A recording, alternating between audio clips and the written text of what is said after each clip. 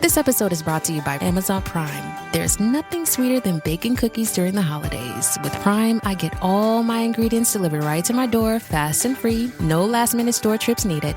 And of course, I blast my favorite holiday playlist on Amazon Music. It's the ultimate soundtrack for creating unforgettable memories. From streaming to shopping, it's on Prime. Visit Amazon.com/Prime to get more out of whatever you're into. My fellow Americans, welcome. It's Eric Erickson here as we join the death watch of the Biden campaign. It's become brutal in the last little while. Lloyd Dodgett of Texas, who represents the district LBJ had in Congress, is saying just like LBJ, Joe Biden needs to get out of the race. Good luck. Good luck.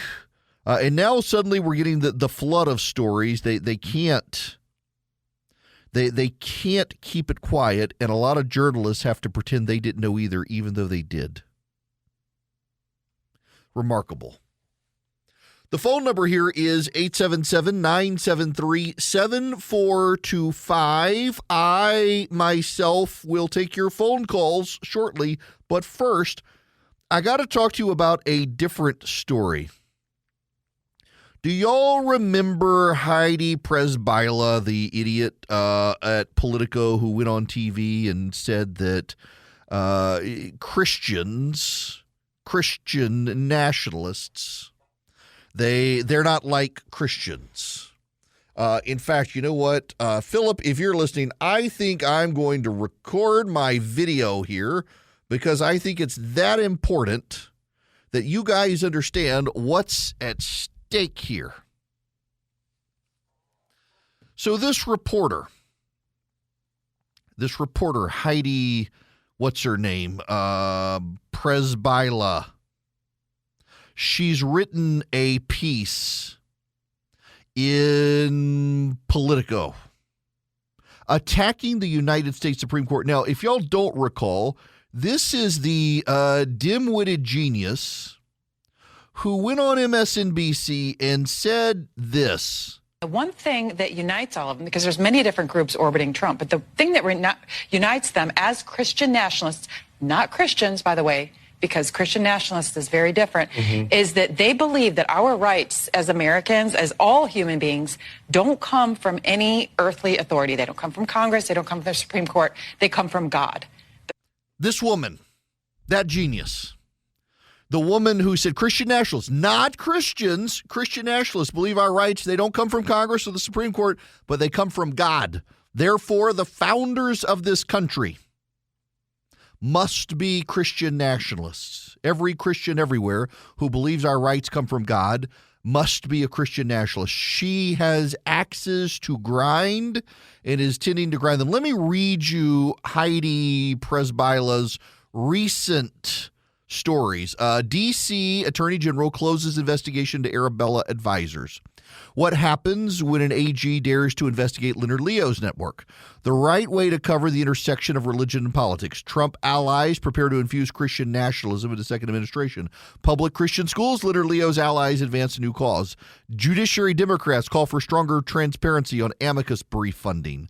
Plain historical falsehoods, how amicus briefs bolstered Supreme Court conservatives. Leonard Leo firm receives $21 million from Leo-linked group. Leonard Leo's firm got nearly $500,000 from conservative nonprofits. Tax filing shows she's clearly working, peddling press releases and doing the bidding of the left when it comes to attacking conservatives on the Supreme Court. Notice that every single story she's written about the courts has been an attack on the right and a defense of the left. What's so interesting is she now has this story about Arabella Associates or Arabella, whatever it is, advisors, funding a left-wing group to take on the Supreme Court. Here's her story. Demand Justice, a progressive judicial advocacy group, is mounting a major effort to advocate for Supreme Court reforms and prepare for the effects of a second Trump administration. According to a plan first shared with Politico, the group intends to spend $10 million by the end of this year on a range of activities, from conducting opposition research on potential Supreme Court picks to advocating for ethics reforms for the High Court. It will also work to mobilize key constituencies affected by the court's decisions, including women and young people, and to call out a network of far-right judicial activists that laid the groundwork for the conservative supermajority on the Supreme Court. Demand Justice wants to elevate the court as a major issue in 2024. This is a press release for Demand Justice.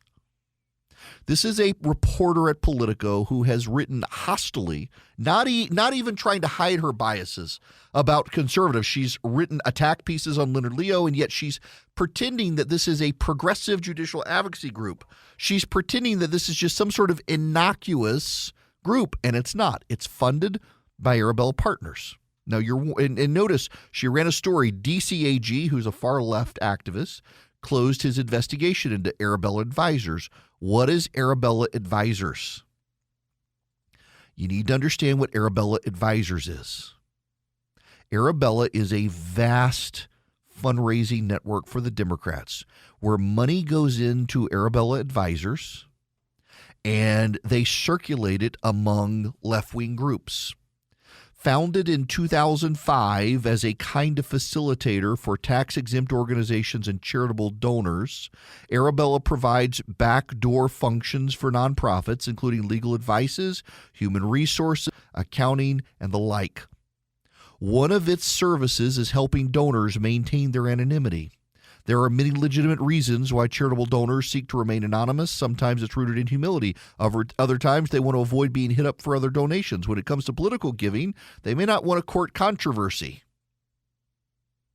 Arabella is a dark money juggernaut. Through its constellation of nonprofits, it brought in close to $3 billion in dark money in 2022. The behemoth in the Arabella network, the 1630 Fund, raised nearly $380 million. Arabella Advisors has spent more money in the political process than any of the groups on the right. Have you heard that? Do you know that? Because they are obsessed, the left is, with talking about how much money the right is pouring into politics. In fact, Arabella Advisors has spent orders of magnitude more from the left, and we don't know who their donors are. It is suspected they have funded some of these pro-Palestinian protests. It's suspected they funded the Black Lives Matter protests, but we don't know where all the money comes from. We have to trust that it comes from American citizens and not foreigners trying to interfere. We're just supposed to trust this. It's absurd. Arabella Advisors, this is from CBS News. Arabella Advisors created a group called Impetus. Arabella Advisors, which oversees a web of nonprofits that today funnels more dark money into American elections and political causes than any on either side of the political divide. And Politico's Heidi Prisbila, she writes this piece about this Demand Justice group as if it's some innocuous good government group. She never mentions that it's funded by Arabella Advisors, and I assure you she knows it. She may be stupid because she doesn't know what Christians are versus Christian nationalists, but she's spoon-fed enough information, and she's reporting this as if she has no idea where it comes from. Now, what I find very notable here is that she was willing to cover Arabella Advisors and that the D.C. Attorney General says there's nothing here to see. But she's run 1, 2, 3, 4, 5 pieces attacking Leonard Leo and conservative groups, shadowy money groups. But nothing about Arabella Advisors that she casted the same way. This is an organized attack through this reporter who's just a stenographer for the left. And you can clearly see she's not very smart, nor is she grounded in any sort of information. She's just spoon-fed and regurgitates. She's a stenographer and a Muppet. Someone has their hand up her backside, moving her lips and banging her keyboard for her as she's given the press credit. It's very clear that she's not bright enough and only does what the left spoon feeds her with her axe to grind, given the contents of what she's doing. And shame on Politico for having someone clearly this biased, clearly this partisan, clearly this hostile to the right, who's unwilling to give them a fair hearing, even as she does cover work. But this is all part of the quiet insurrection. You see, the left wants you to look at what's happened with the riot, and they want you to look at January 6th, and they want you to look at the protesters. They want you to look at all that. Pay no attention to these sorts of things. They're spending $10 million to try to discredit the Supreme Court. They're attacking an institution of the American government with anonymous donors. We don't even know if they're foreign or domestic donors. They're trying to discredit and undermine the United States Supreme Court with anonymous donations and a group of reporters taking advantage of the First Amendment to be able to smear the Supreme Court on behalf of these anonymous donors. That sounds very insurrectionary. It sounds very unstable. The Democrats have lectured us about the Supreme Court. They've lectured us about shadow groups on the right. They've lectured us about foreign interference. They've lectured us about Russian interference. We don't know who's interfering. We know they've got a lot of money. We know they spend more money than all other groups on the left and right in politics. We don't know who the donors are. Could be the Chinese, could be the Russians. We don't know. They don't disclose it. They just signed the certification saying, oh, yeah, we promised. They're legit. Trust us. And Politico regurgitates their talking points to cast doubt on the Supreme Court. They're going to spend money attacking the Supreme Court, an unelected group. They're going to spend money trying to delegitimize court decisions that they don't like. And they have their stenographers in the press telling us it's okay, that this is good, that it's just about reform. They try to undermine any institution they do not control.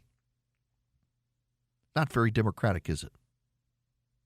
Not very supportive of the Republican ideals of this country when you have to use shadow groups with anonymous donors to do it. They brag about transparency. They attack the right for lacking transparency, and they don't want to be transparent. And they're using this reporter to do it.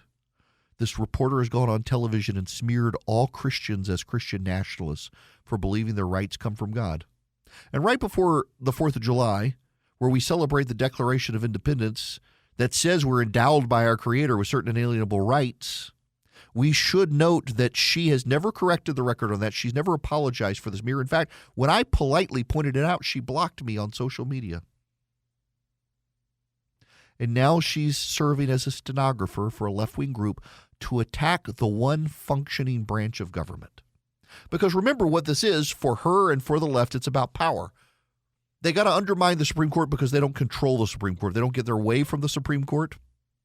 So they have to attack the Supreme Court. This is a well-orchestrated insurrectionary campaign in the shadows to destabilize and discredit the one functioning branch of the American government because the left does not control it. At the end of the day, their outrage over the Trump immunity decision, their outrage over the Looper Bright decision, their outrage over the decision yesterday on the Federal Reserve, all of them are about power.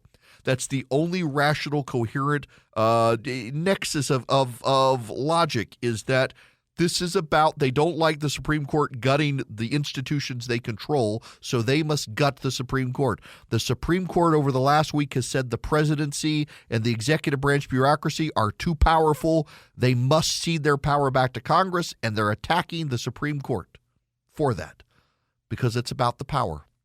And this stenographer at the Politico is their lead parrot, their lead Muppet. And I would like to know which group it is that has their arm up her backside, causing her to bang away at the keyboard and mouth off nonsense on MSNBC, because she's very clearly working on an agenda. She's not actually an objective reporter, and anyone who thinks otherwise should just look at what she writes and the way she writes it. If she was objective, she would be pointing out that this group that wants to undermine the Supreme Court with $10 million is from a shadowy left-wing group, and instead she's used this piece to attack conservatives yet again. There should be accountability at Politico for this, and there won't be, because Politico, just like they covered for Joe Biden, is in on this as well. The press corps increasingly is the enemy of freedom. Greetings. Welcome. It is Eric Erickson here. The phone number is 877-973-7425. I am going to go to Gary. Welcome, sir. How are you, Gary? I'm doing great. How are you doing today, sir? I'm great. Leading up to the debate, I heard them all claiming they're going to fact check Donald Trump about this and that and little thing he said. So I know that when Donald Trump sneezes, he lied about it. But all through the debate, the thing I saw was that Joe Biden's got dementia. Anybody that didn't know that, didn't want to know it because it's apparent. The one news story I've seen that nobody has said anything about is when Donald Trump accused Joe Biden of bringing these immigrants in here and giving them Social Security and Medicare, they didn't say one thing about he was lying. Right. Yeah, look, this is part of the problem with the press is they're so obsessed with Donald Trump lies. They don't want to cover Joe Biden's lies. It is their presumption and essentially their padding of things to claim that Joe Biden is somehow honest and Donald Trump's not. And Joe lies repeatedly about the border. He's lied about Medicare, Medicaid funding. He lied about no soldiers dying on his watch. And now they say, well, it's not that he lied. It's just he forgot. He doesn't remember. That's the three-card Monty they're playing with Joe Biden's brain right now. It's not that he's a liar. It's that he's got dementia. Oh, that makes it better. I mean, that really is part of the problem we're dealing with as a country right now is we have a dishonest press that has covered for Joe Biden because they are so scared of and hate Donald Trump. That's what all of this is about. The media knew all along. I mean, you got Carl Bernstein now, Woodward and Bernstein fame, admitting people in the White House have been telling him for 18 months that something wasn't right with Joe Biden. And he's been on TV a lot in those 18 months, and he has said absolutely nothing to anyone because of it. It's been a cover-up. Biden's support, by the way, among Democrats in polling has inched up. They're starting to circle and rally. He's now got 91% support, up from 85% in April. 93% of Republicans back Trump. That really hasn't changed. The problem is there's been a huge shift towards independent voters, towards Donald Trump. And there's nothing they can do about it. And the remarkable thing now is how, you know who the latest to blame is? CNN. Jake Tapper and Dana Bash, they set up Joe Biden to fail. Dana Bash and Jake Tapper, they're the ones who did it. Joe Biden wanted the debate at CNN. He wanted them to be the debate moderators. He wanted the venue. He wanted the date. He wanted the rules. He got everything he wanted, and somehow they're to blame. They can't spin this. Nobody's buying it anymore. Now, I got to tell you about Americans for Prosperity. They are not buying that we can't solve the border problems at the border. We can, and you can help. You can go to securebordersecureamerica.com. Securebordersecureamerica.com. My friends at Americans for Prosperity, they've set up this great website for you to find all the solutions about the border, how to fix the border problems, conservative solutions, and you can get involved and push your members of Congress to help. All you have to do is go to securebordersecureamerica.com, brought to you by Americans for Prosperity, and find out about AFP. They're a great conservative group doing the work of the conservative movement in the various states. Go to securebordersecureamerica.com today and partner with Americans for Prosperity in advancing common sense conservative solutions to secure the American border. It's all there on the website, securebordersecureamerica.com. Greetings. Welcome. It's Eric Erickson here. The phone number is 877-973-7425. So I have a confession. I'm going to say this on air, and I shouldn't, but I'm going to. I am in my late 40s, and I'm playing golf this afternoon with a friend and a friend of his.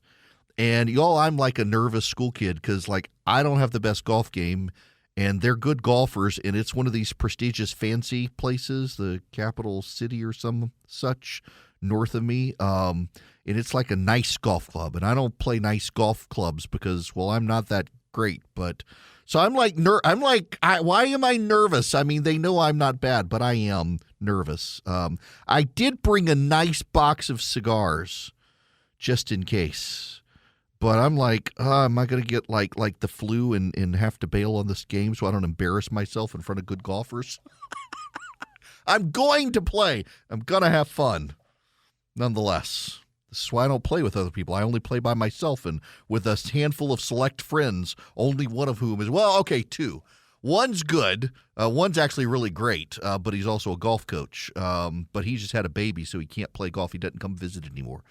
Nonetheless, I'll endeavor to do good. Now, shall we go to the phones for a moment, please? Let us go to Lou. You're going to be up next. Welcome, Lou. How are you? Hey, Eric, how are you, sir? Great. Hey, I just wanted to let you know you're leaving out one person. What's that? We got all the focus on Trump and got all the focus on Biden. But we've forgotten one person, and that is Trump's vice president selection. Yeah, that's a good point. That, you know, I just wanted your opinion on that, sir. So okay, first of all, I hope Donald Trump doesn't announce his VP pick anytime soon. They got to by the convention. We're coming up at the end of this month. It's going to be the Republican convention. About 2 weeks left. He's got to announce it.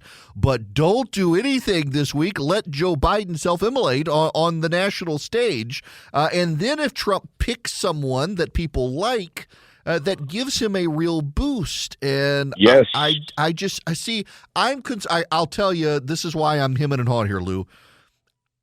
My gut is telling me, based on things I've seen and heard, that it might be Doug Burgum. And I don't have anything against Doug Burgum. I just don't think he's a pick that does much. Right. But you get him. So if you get J.D. Vance, you've galvanized young men, I think. You get Marco Rubio. You get suburban women. You get Tim Scott. You get younger black men. I don't think Burgum gives him much, but all the signs are starting to point to him, and I hope that's not the case. But you're going to get real momentum. So you don't do anything right now. You let Joe Biden self-immolate. When that story starts to wind down, then you give the people a great vice presidential candidate, and you put that person in contrast to Kamala Harris. Oh, my gosh, it's even better. This is why I realize I'm biased on the Tim Scott front. But you get Kamala Harris, who descends from a family of slave owners, against Tim Scott, who descends from a family of slaves, who has this optimistic, upbeat vision of America. My gosh. It's just going to be brutal. It's going to be absolutely brutal. All right. Next, Brian, you're up. Welcome. Yeah, I just wanted your take on Mr. Green Party. Ralph Nader, he penned a letter to the Biden judge in New York saying that he's like the last hope to save the republic by he must sentence him to jail, to serve jail time. You know, I honestly think the odds probably go up. The future of the United States will be materially influenced by your sentencing. Donald John Trump, he was found guilty of 34 felonies under New York law, twice found guilty of violating your constitutionally irreproachable gag order to protect trial participants from death threats, harassment, defamation, and stalking. Basically, it's open and shut based on character and offender alone to send him to jail. Yeah, I don't think their judge is going to be persuaded by this. I think the judge is already committed to sending him to jail. I mean, this is a man who gave money to a fund he's not supposed to, designated Stop Donald Trump and His Right-Wing Legacy. If he can send him to jail, he will. The problem with sending Donald Trump to jail, however, is that no one in the history of this statute under which Donald Trump was charged has ever gone to jail. It would be outside the anomaly. But this shows you how authoritarian. Ralph Nader's never been big on democracy. He's a would-be authoritarian. And I just don't think that the Democrats are as committed to democracy as they say.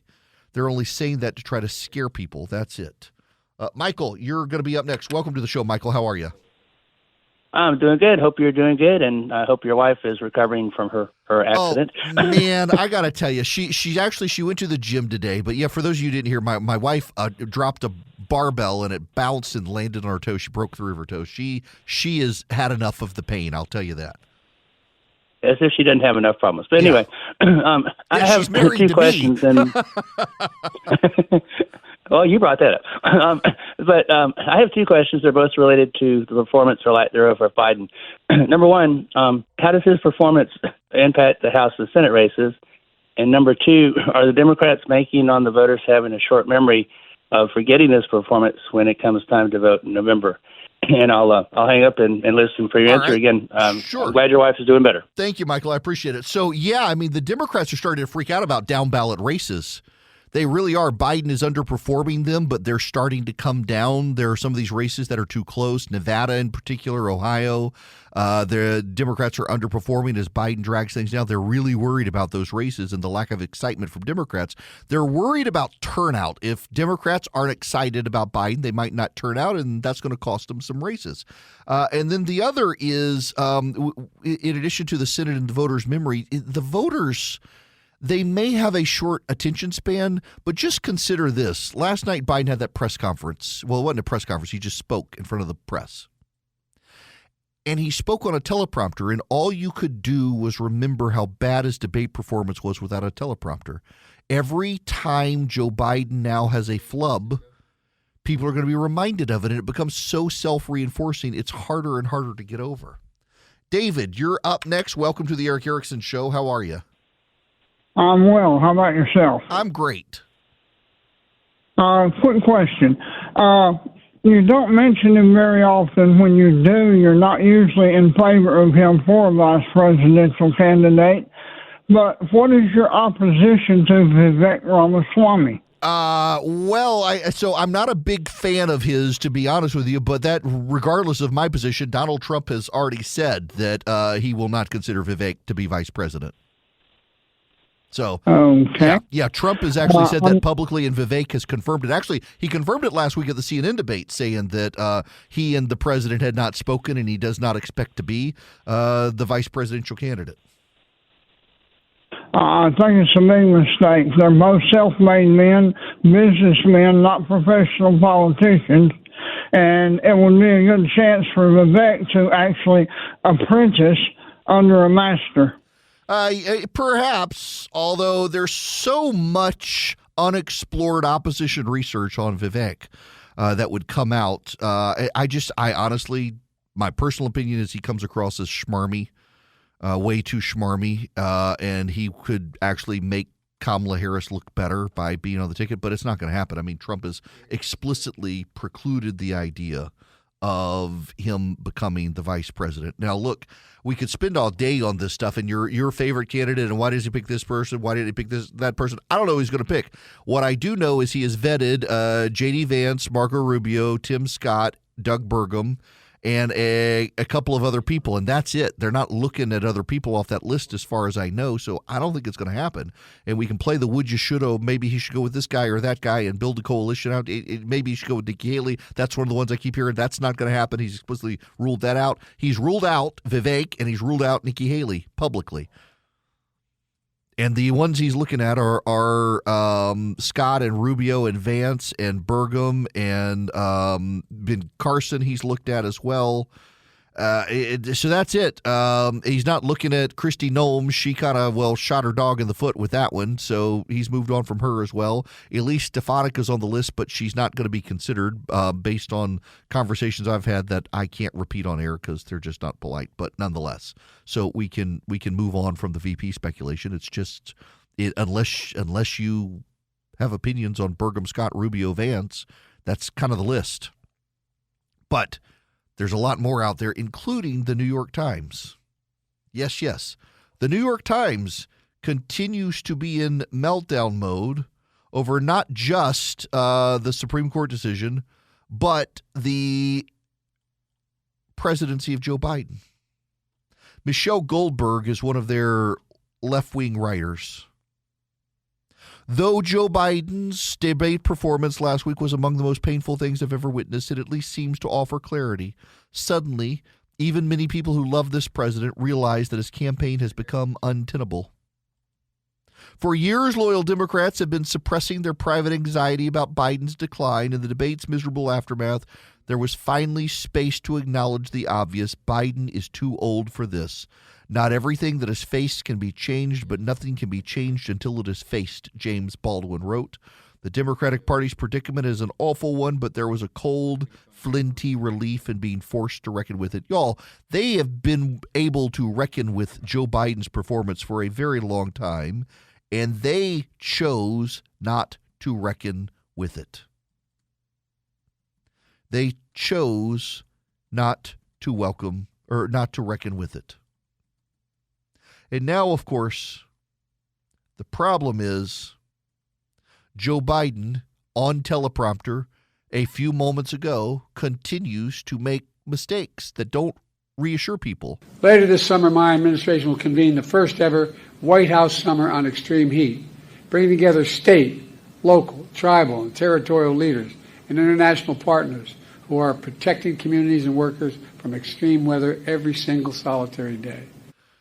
The White House Summer on Extreme Heat. He's going to bring people together for the White House Summer on Extreme Heat. It was supposed to be a White House conference on Extreme Heat, but instead it's a White House Summer of Extreme Heat on Extreme Heat. That's Joe Biden on teleprompter. You've already seen him. One more I got to say. Now I want to turn it over to Clint Osborne, director of the acting director of D.C. Homeland Security and Emergency Management Agency, to tell you what his team's incredible work is doing on the front lines for extreme weather events. Where are you, pal? Right behind you. Where are you, pal? You notice he gets softer and stammers more at the end as he comes to y'all. This isn't good. Okay. My apologies to those of you on hold. I want to move on from the VP talk and the Biden talk. There's other stuff I want to talk about. We could talk about this all day, but there's so much other stuff we're missing out there, and I want to move on to that stuff. But first, I want to tell you about the Eden Pure Thunderstorm 3-pack. You can get 3 of them for less than $200. You can save $200. All you do is go to EdenPureDeals.com, discount code ERIC3, ERICK3. Go to EdenPureDeals.com, put in ERIC3. You can get 3 of them. They're air purifiers, so they get rid of the dust, they get rid of the pollen, but they also eliminate odors. They eliminate musty odors, the sulfurous odors of, well, the progressives coming through. They eliminate litter box odors, smoke odors, you name it. I've used them in hotel rooms. I've used them in rental cars. They're small. You can travel with it in your travel bag. You can get 3 of them for upstairs, downstairs, your basement, your RV, your travel bag, wherever you need them. EdenPureDeals.com. The discount code is ERIC3. And they're filterless, so you don't have to get a filter subscription. You just buy them and use them. They're great. I've been in hotels that used them, even as I've taken them with me. They're small. You can plug it in with a USB cord. You can plug it directly into the wall, and they just work. They eliminate odors. EdenPureDeals.com. Eden like the Garden of Eden, pure as the driven snow. EdenPureDeals.com. The discount code ERIC3, ERICK3, the number 3, not the word 3, ERIC3 at EdenPureDeals.com. Get 3 Eden Pure Thunderstorms for less than $200 and save $200. Hello, welcome. It's Eric Erickson here. The phone number 877-973-7425. Oh, Billy, I want this question. Welcome to the show. How are you? Hey, doing pretty good. I'll make it quick. I just was curious. Biden's second debate, do you think he'll go through with it, or will he cancel it? What would be the consequences if he canceled it or went through with it? If he were smart, he would figure out a way to go through it and prove that he's competent, but I don't know that he can do that. I don't know that he can. But I think he's got to try. If he's the nominee by the time it rolls around in September, he can't walk away from it. And you know what's so funny is the Democratic spin right now is that, Donald Trump's not going to want to debate Joe Biden a second time because Biden's performance wasn't good and he's going to come back and look awesome and he's going to recover. I think that's wishful thinking from the Democrats right now, and that Biden, if he could pray for an EMP pulse to take out electronics in the United States so no one could watch that second debate, I think he would probably do it. It's just, y'all, it's bad. That which cannot continue shall not continue. That is Richard Nixon's economist. James Carville quoted him. Carville has had quite a number of I told you so days on TV, including he did an interview with Jake Tapper on CNN, and, well, it went about exactly as you might think. That's the real question here. The real question here is we have a Supreme Court that's bought and paid for by RVs and fishing lodges. We have a country that 72% want something different. If the Democratic Party can't produce something different that 72% of people want, then why do we exist? What are we here for? I mean, the country is clamoring for change. And what are we going to offer them? The same stuff? It doesn't make any sense, Jake. It doesn't. James is right. He's right. And if they perceive Trump as malleable enough to give him some change and they like the direction of the country under Trump, well, they're going to go with him. Carville wants to stop Donald Trump, but Joe Biden is in the way. It's just not going well for them. And, Tapper, for his credit, had enough. In an attempt to reassure voters about his fitness for office, Biden campaign chair Jen O'Malley Dillon holding a call with party leaders earlier today, telling them this too shall pass. There is a discernible pattern of Democratic officials seemingly trying to convince you, the public, to not believe what you saw and what you heard with your eyes and with your ears on Thursday night. What I've been able to do with the COVID, with dealing with everything we have to do with, look, if we finally beat Medicare, the total initiative. Oh, that's Jake Tapper. Wow. Not good for the Democrats. Y'all, Omaha Steaks has something good for you. Joe Biden won't remember to go to omahasteaks.com, but you can because it's the summer grilling season. As we get to the 4th of July and thereafter, you're going to be grilling a lot. Omaha Steaks right now, you can get a great grill out package for $99, and at checkout, use my name, Eric, E-R-I-C-K, as your promo code. Get an extra $10 off. omahasteaks.com. You want omahasteaks.com. I assure you, you do. Their steaks are fantastic, great quality. They've got chicken, they've got pork, they've got burgers, they've got hot dogs. They've got the caramel apple tartlets that my wife loves, individually handmade and frozen. You pop them in the oven, it's a mini apple pie for you and a scoop of ice cream like she likes. She likes them. She really likes them. I love the bacon wrap fillets. Go to omahasteaks.com today. Summer grilling season's here. Get a great grilling package for $99. Use my name as promo code at checkout. You get an extra $10 off. All of this at omahasteaks.com with the 100% satisfaction guarantee. If you're not happy, they're going to make you happy because they want you to be a repeat orderer from Omaha Steaks. Go to omahasteaks.com today. Use Eric as your promo code at checkout.